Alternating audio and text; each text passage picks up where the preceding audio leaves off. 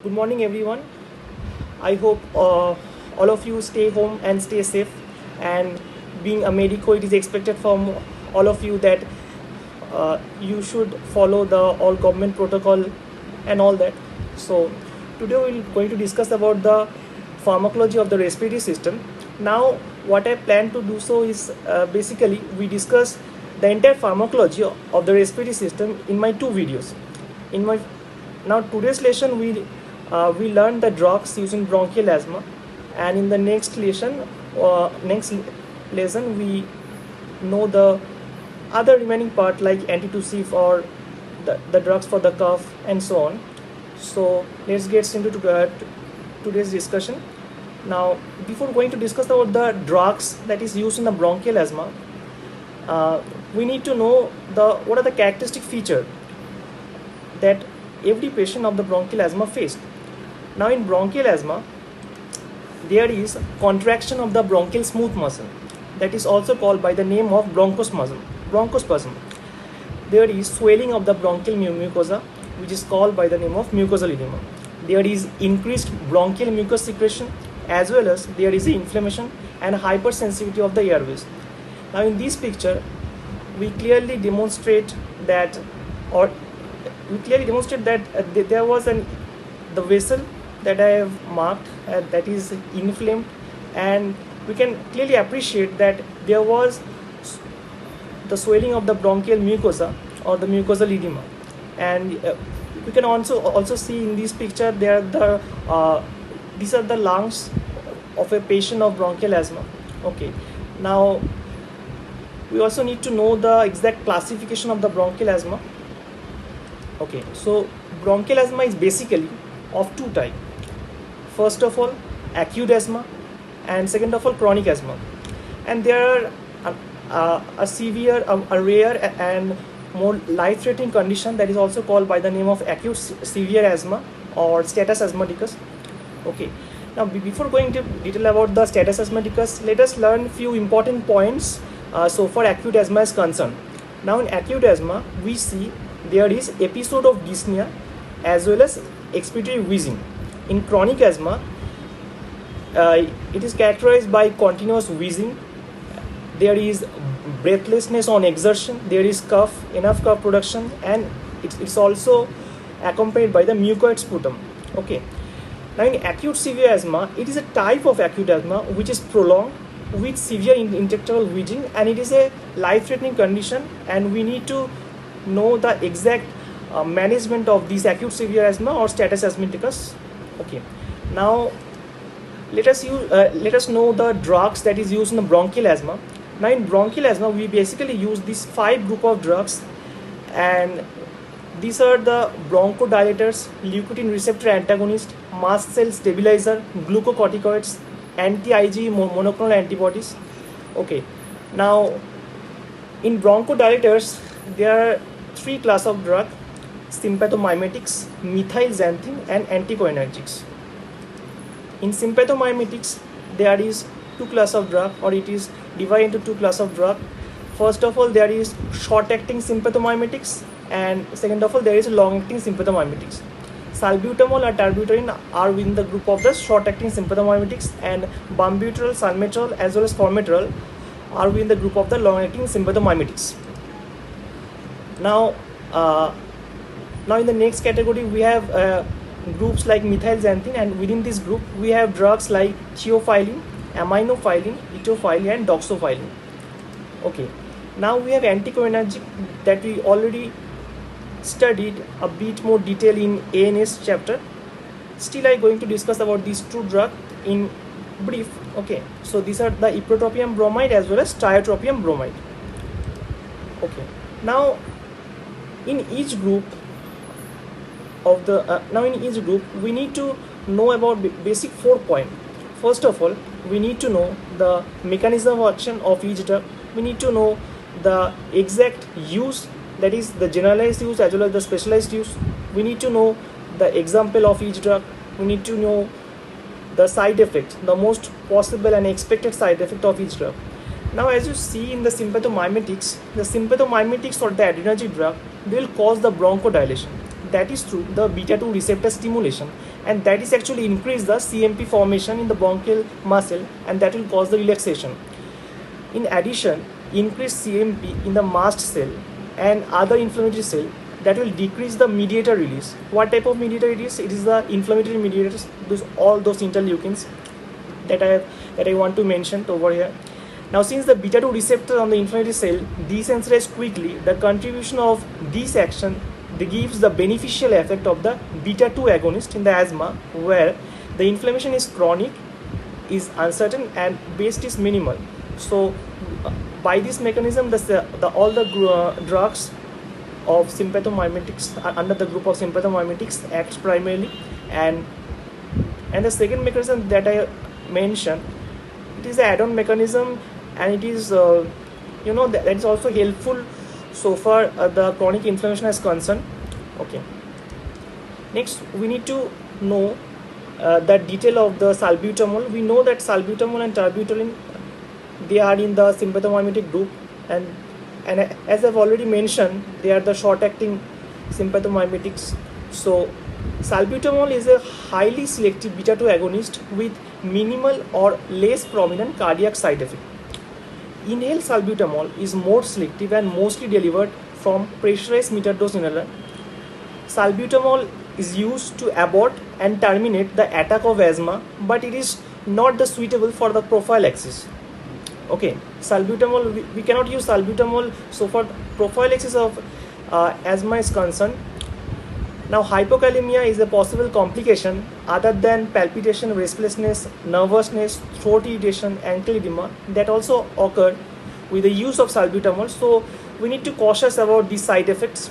Now, oral beta-2 agonist therapy is reserved for the patient who cannot correctly use inhaler or as a alternative medication in the severe asthma. So in the salbutamol, we need to know these 4 important points. First of all, it is a highly selective beta-2 agonist, and it has the minimal or less prominent cardiac side effect, although we need to cautious at the same time the possible side effect that salbutamol has, like say for example hypokalemia, the nervousness, throat irritation, ankle edema, and so on. And we need to remember that inhaled salbutamol is more selective, and it is mostly delivered by the pressurized metered dose inhaler. Okay, now terbutaline. So terbutaline is basically similar to salbutamol in properties and action.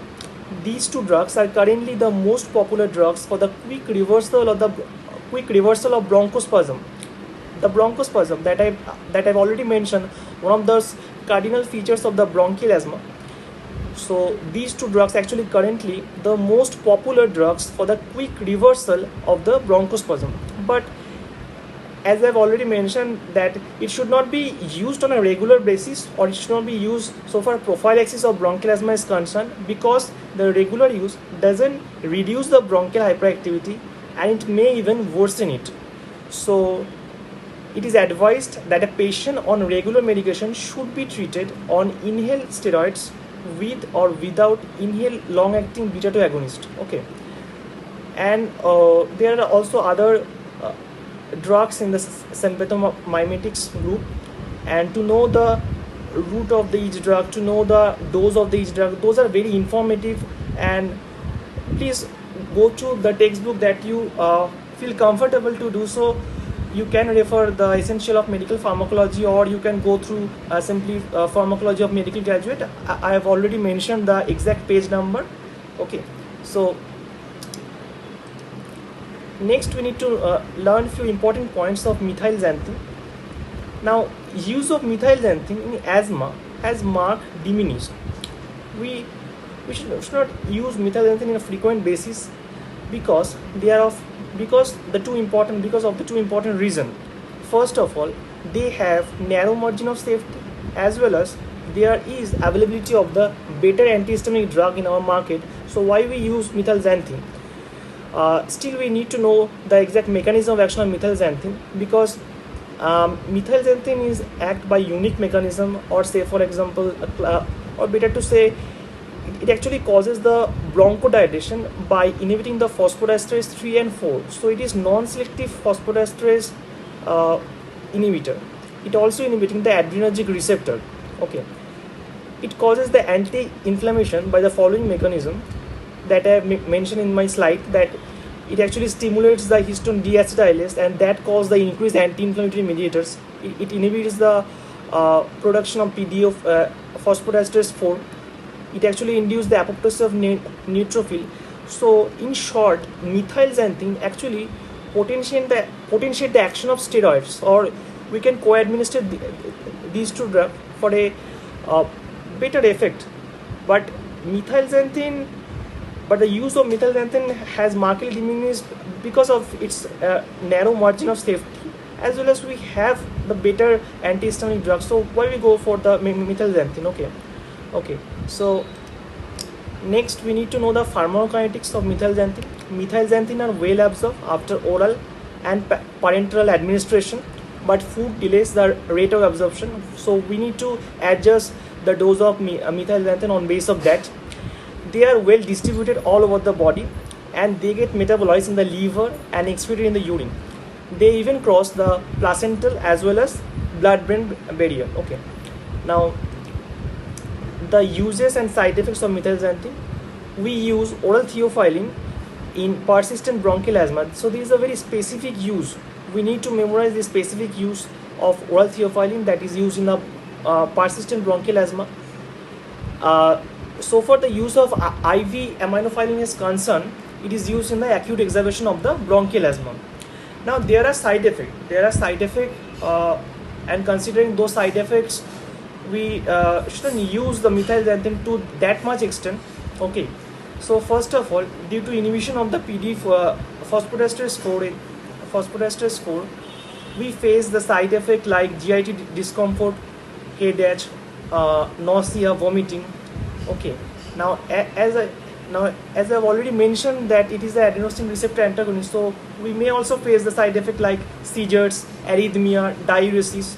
Okay. And most important to say, theophylline has low therapeutic index, and hence therapeutic drug monitoring for theophylline is too much essential, because if it crosses the plasma concentration more than 20 milligram, so it will cause toxicity. So considering this fact, we restrict the use of theophylline to a much less extent, but we still use in some cases that I've already mentioned, some specific case like oral theophylline in persistent bronchial asthma, which we don't have the other option. Okay, so this is sufficient, I think, for so far methylxanthine is concerned. Now in anticholinergics, we need to know these three important points. First of all, they selectively block the effects of acetylcholine in bronchial smooth muscle, and it causes the bronchodilation. Okay, and this bronchodilation are the much required in a patient of the bronchial asthma, because we know the cardiac sign by this time. Okay, anticholinergic also have a slow onset of action, and it is less effective than sympathomimetics. Sympathomimetics are more preferred than anticholinergics because they have the faster onset of action, and they are better effective. Okay, now anticholinergics are administered by inhalation route and act primarily on the larger airways. Okay, so we need to know the two classical example of anticholinergics. Those are ipratropium bromide and tiotropium bromide, and these are basically the atropine substitute, and we know the details of these two drugs in ANS. Okay, next we need to know leukotriene receptor antagonist, some important points and some important features of leukotriene receptor antagonist. Now leukotriene receptor antagonists, these are the drugs that competitively blocks the effects of leukotriene LTC4 and LTC5, okay, on bronchial smooth muscle. So by blocking these two receptors on the bronchial smooth muscle, they actually produce the bronchodilation, they suppress the bronchial inflammation, and they decrease the hyperactivity. So as you see, the three important features that I've already mentioned, the hyperactivity, inflammation, and the bronchoconstriction, those are actually reversed by the use of leukotriene receptor antagonist. Okay, we need to know the pharmacokinetics of this group. They are well absorbed after oral administration. They are highly bound to plasma protein, and they are metabolized excessively in the liver. Okay, use is basically, it is used in the prophylactic treatment of the mild asthma and the moderate persistent asthma. Okay.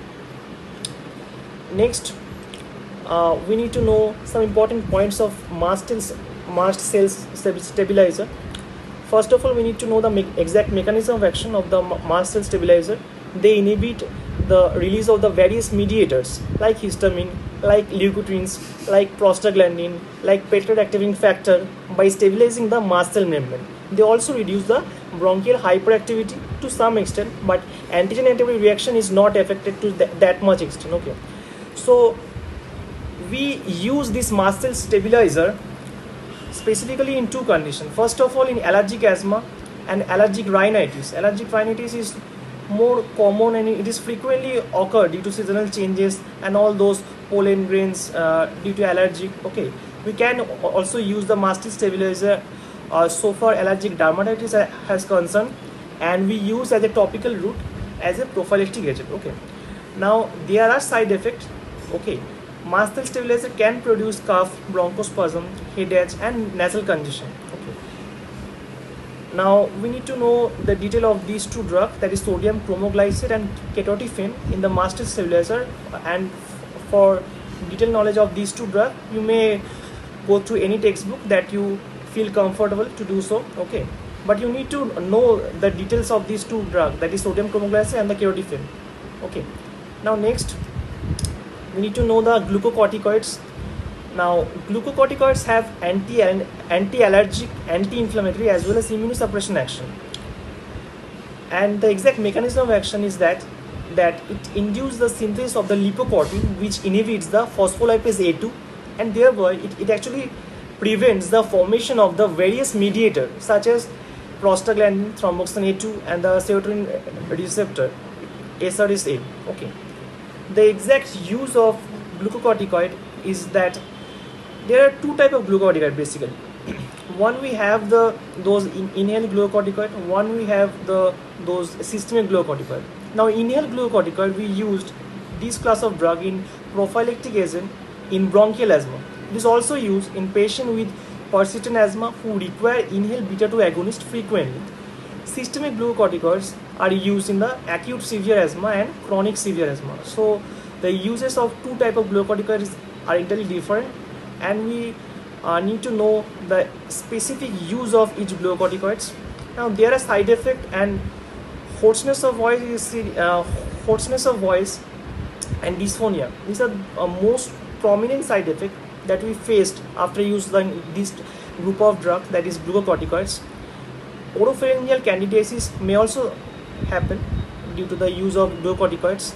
Okay, and so we better prefer to wash our mouth after each puff that we taken.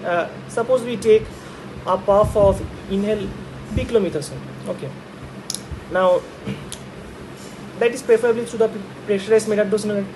Now after each puff, we advise the patient to wash the mouth so that all the risk of the opportunistic infection has come to a bit lesser extent, or it may diminish. Okay, within the systemic glucocorticoids, we have drugs like hydrocortisone, prednisolone, methylprednisolone, and in inhalation we have beclomethasone, budesonide, and the fluticasone. Okay, now this group of drug, that is hydrocortisone, prednisolone, methylprednisolone, these drugs actually used in the emergency purpose so far the management of status asthmaticus or acute severe asthma is concerned. Okay, now last but not the least, we need to know some important points so far anti-IgE monoclonal antibodies drug is concerned. Now basically what it does is that simply it prevents the binding of the IgE to the mast cell, and hence it prevents the mast cell degranulation. It has no effect on the IgE that is already bound to the mast cell. Okay, so that is one drawback of this anti-IgE monoclonal antibody, because if a patient if it has no effect on the IgE that already bound to the mast cell, so it is actually of no use so far so for the treatment of chronic asthma is concerned, okay, so we administer this group of drugs through parenteral mode only, okay. We use this group of drug for the moderate to severe asthma, okay, nasal allergy, food allergy, and it is approved only for the patient that is older than 12 years. There are side effects, but those are not that much of serious, but we need to know the exact side effect, that is the redness, itching and induration. So this takes care of the entire discussion of drugs that is used in the bronchial asthma. In our next lesson, we discuss important point regarding antitussive, regarding other drugs in the other drug that is used in the cough. And if there is any doubt regarding this presentation, let me know in the comment section. And